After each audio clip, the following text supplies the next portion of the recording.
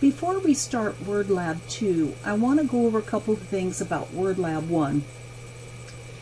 For Word Lab 1, if you did not get a complete score of 20 points, you need to go back and make the changes that I showed you missed on the rubric, because we're just going to build on it with Word Lab 2. So we're going to make more changes to the same file.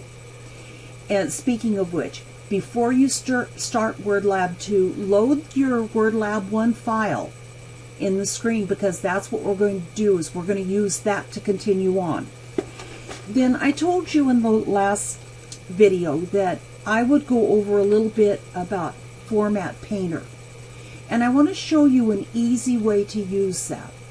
In the instructions, the titles were to have, let me make sure here, the title was to be 13 point, so I'm going to change that to 13 point. Okay, it was to be bold, and let me see here, what else? And underlined. So that was the formatting for all of the titles. So I could go down here to the word skills and I could do the same thing.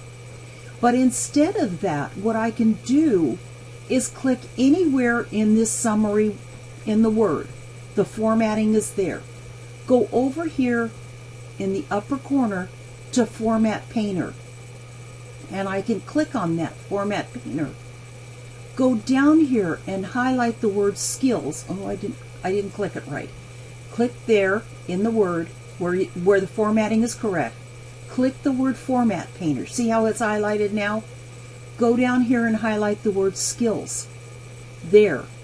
It's formatted just the way we want it. I have to enter a new line. Okay. Now, there's more that we need to do. Work history and education also need to be formatted like that. So I'm going to highlight this, and instead of having to click Format Painter every time, if I click Format Painter 2 times, go down here and highlight work history, go down to education, you see that the Format Painter is still highlighted by me clicking it twice. Click education, and see now all my titles are formatted the same. So, and then I'm going to click Format Painter to turn that off. Okay, so that's the real easy way to format things when you want them exactly the same.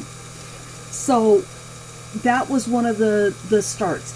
Now in this lab, what we're going to be doing in this lab is we're going to be doing the header, borders, alignment, columns, and tab stops. So what I'm going to do is I'm going to break that into a couple of different videos, because you may know how to do a header or a border, or you may know how to do columns or tab stops, so you really don't need a video.